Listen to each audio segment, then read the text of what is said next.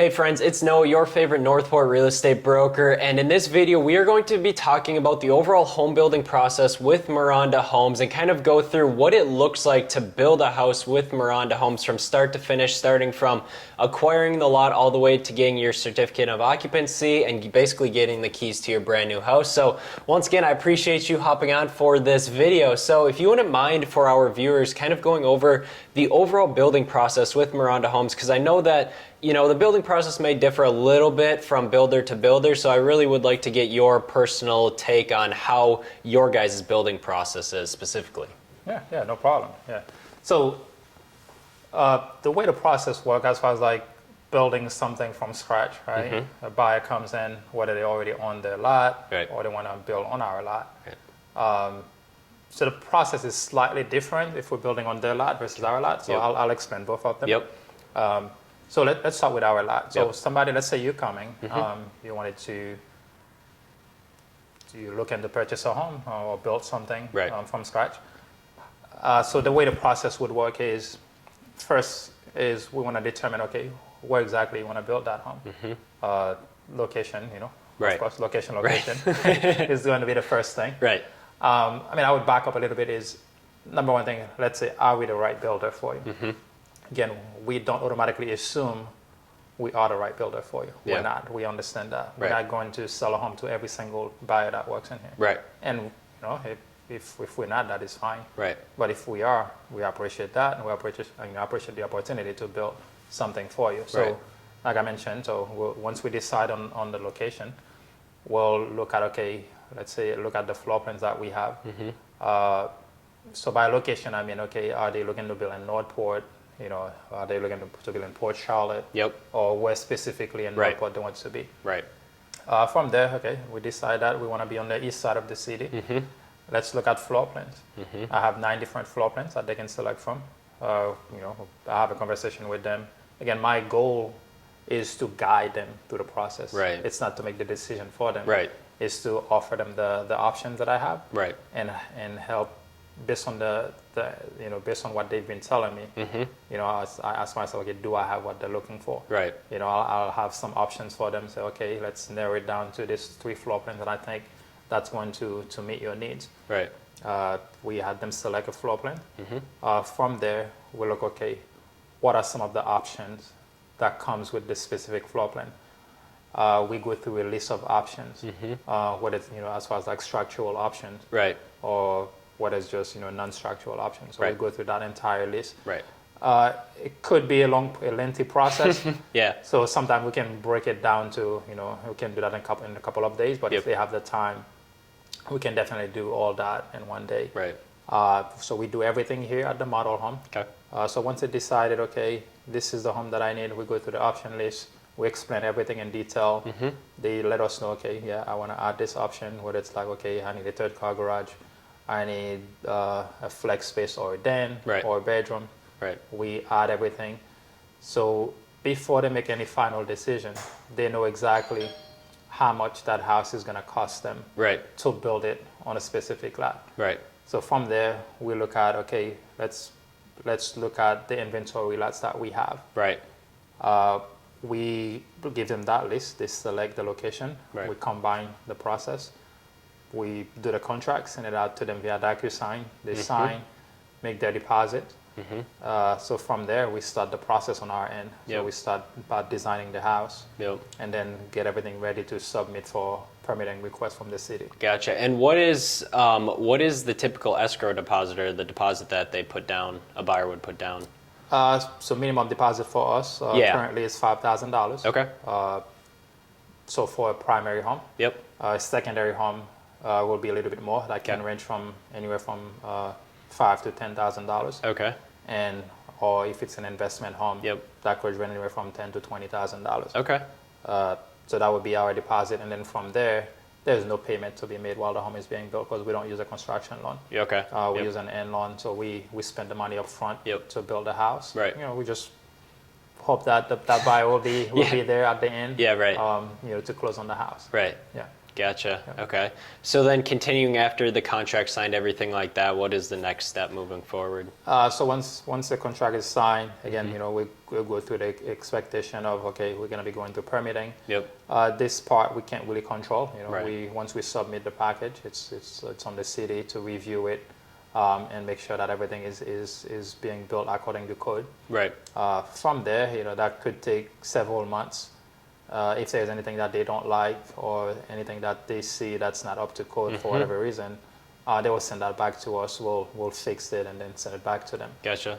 So by the time we get that final permit, we are 100% ready to go. Gotcha. So from there, once the permit is released from the city, we schedule a pre-construction meeting with the buyer. Okay. Right. Yep. So by the time we get to meet with them, the land is already cleared. Right. Pad is built, ready to go. So then we set we review everything. Usually, because from the time that we sign the contract to the time that we get the permit, that could be, 6 months plus. So a lot of time the buyers forget what they selected. Yeah. So we want to have them back to make sure that we review everything with them. So everything that's going to be in that house, we want to make sure that it's exactly what they had selected when we sat down with them initially. Right. So from there, we explain what the construction process is going to be like and set the expectation moving forward, such as staying in touch with them, making sure that we keep them in the loop of where we are at all time, what's going on, whether we're dealing with any delays. We again, for us, it comes down to communication. Right. So there's nothing worse than no communication. Exactly right. What has been some of your, what has been two of the biggest delays that we've seen currently, March 2023? What are two of the big delays that you guys see right now? Some of the delays that we're experiencing right now would be some of the homes that we're waiting on windows. Okay, windows, right? Yep, yeah. So that creates some delays for us because once you get to that framing stage, if you don't have windows, you can't put drywalls up. Right. So that kind of, there's some stuff we can do, but that kind of put the process on hold for a little bit. Right. At time, it could be getting ready for the drying material for the roof. Right. Until you have drying, you can't move to rough mechanical. Right. You can't get your electrical rough done. You can't get your AC rough done. Right. So these things creates delay. So there'll be time where the homeowner goes, drive by the homes, the construction site. Yep. There'll be, there's nothing going on here. Right. But again, there's a reason for that. Right. There are things that are being done in the background. So you may go today, you don't see anything going on, and then a week later, like, whoa, when did they do all this? Right. So these things happen. So again, as part of the construction, the pre-construction process, these are some of the things that we talk about, so they know what the expectation is. We do expect some delays. There's things that are beyond our control. Whether it's we live in Florida. Sometimes it rains nonstop. Right. Right. There's things that we cannot do while it's raining. Right. And labor shortages. Sometimes we'll schedule thing with something needs to be done with our subcontractor. They may not show up when they're supposed to. Just for different reasons. Right. Again, that creates delay because the next guy can't do his job until this is done. Right. So again, all this we make sure that the buyer understand the process. It's all part of the construction process. Every single builder deal with that. Right. But I think as long as we communicate that upfront and the buyer understand, we're not just sit here not building your home. Right. Exactly. Yeah. Because I get a lot of people that are like, oh, well, my builder's not doing anything. I drive past the house, they're not doing anything. And I think the biggest thing is a lack of communication through the build process. That's where the biggest disconnect is, and not setting proper expectations up front. So yeah, I think it's crucial that you guys are good at doing that, is setting proper expectations and just keeping the client in touch with what's going on with the build and everything like that. No, exactly. I think definitely, that is key. Again, a lot of the buyers, they've been waiting for a long time. Right. And they're anxious. They want to move into the new home. Right. They decided to buy a home because they want to stop renting. In most cases. Right. So they're excited. They're eager to move. So when they don't see things happening for a while, they get anxious. Right. They want to know what's going on. And again, I think communication definitely solved that as far as making sure. Oh yeah, he did mention that.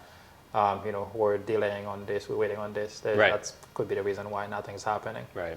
Yeah, makes sense. So what are you guys seeing right now, as of right now? How long are your build times range-wise, would you say, from the time you pour the slab? So from the time we pour the slab, it varies from home Yep. to home because you know Yep. you deal with different things. Right.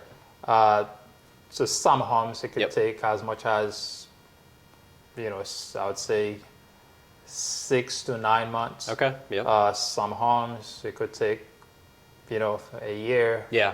You know, a little bit over a year. Right. So it varies. Yep. It Right. varies from home to home. Yeah. So including the permit process, everything like that, the build process, what is the general timeline you're giving people right now, like from start to finish, by the time you sign the contract to the time you get the keys to your house?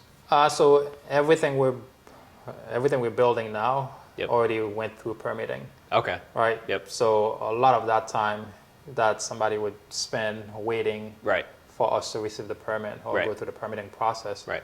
we already bypass all that. Right. So every single home that I have in my inventory right now will be ready this year. Gotcha. Yeah, so we're in March, so we're looking at 9 months. Yep. So I would say everything that I have right now in our list will be ready.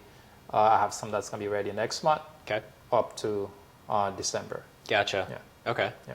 Makes sense. But if I were to say as far as like building something from scratch, which we're not doing right now, Right. you know, in some cases it could take up to 2 years. Yeah, okay. But on average, I would say, you know, about 16 months Okay. on average. But Yeah. for us as a builder, we're working on decreasing that time. Right. But again, you know, it's a work in progress. Right. Well, every builder's experiencing that right now with the shortage of labor, material delays, everything like that. So pretty much every builder's kind of in that same boat, you know. It's how you communicate with your client and your customer too that really helps the process move along a little bit smoother, right? No, exactly. Yeah. Exactly. So let's just say once the house is built, then what would you say is like the next what's the next step once the house is built? So once the house is built, let's say we are approaching, you know, completion Yep. of the house. Of course, you know, there's like tons of inspection Yep. we have to go through, Right. right? Yep. And then it's for the benefit of the buyer. Yep. Because what the city is looking out for them. They want to Right. make sure that that home is being built according to you know, to their process, Right. the code that they set out. So from there, once we go through the whole process, we get, so in Northport here they do like 2 big inspection. You got the midpoint inspection, and then you have the final inspection. Yep. So from there, once the final inspection is done, that's when the city would issue the CO, which is your certificate of occupancy. And that means, okay, this house is ready for somebody to move in into it. Gotcha. So from there, we'll set closing dates. Well, before that, they'll know ahead of time, Right. usually about 3 to 4 weeks in advance. We'll send an email out to our buyers and Yep. let them know we're getting close to completion. We'll schedule the first walkthrough Yep. with them, where they'll come in and meet with the project manager, go throughout the entire homes, making sure, you know, everything looks good, or if there's anything that still need to be fixed or, you know, not quite done yet. Right. So we have a follow-up walkthrough, which usually happen about a week later, where we'll verify these items are completed, Right. and then we're ready to move to closing. Gotcha. Yeah. Cool. So let's just say we move to closing, then are the buyers able to take the keys and go straight to their house, or is there a time window between closing to get the keys, and what's that like? No, they actually receive their keys at closing. Once Gotcha. all documents are signed, Yep. we hand over the keys to them. They are officially the owner Yep. of the house. Yeah. Perfect, because I get a lot of questions, because it's different throughout every state, you know, buyers are like, well, sometimes we have to sign and then we don't get the keys for 24 hours because they have to go through the processing and everything like that. So that's probably another big question that I get asked a lot, so I wanted to ask you about that, is if they can take the keys and go straight to their house and start unloading, right? Oh yeah, they can definitely start. And once they sign on that dotted line, Yep. we officially transfer ownership to them. They can definitely sleep in that house that night. Yeah. Awesome. Yeah. Sounds good. Yeah. Well, thank you very much for talking about that overall process. And if you guys are interested in a Maronda Homes home, once again, we have all of the links to Maronda Homes, the floor plans, everything like that down in the description down below. So be sure to go check that out. And once again, if you guys have any questions about Maronda Homes or anything like that, feel free to reach out to me at any time. And also, if you are looking to relocate to the Northport area, don't forget that we do have a buyer's relocation guide talking about everything you need to know about Northport. That is also linked down in the description down below. But once again, thank you very much for this video, and we will catch you guys all next week.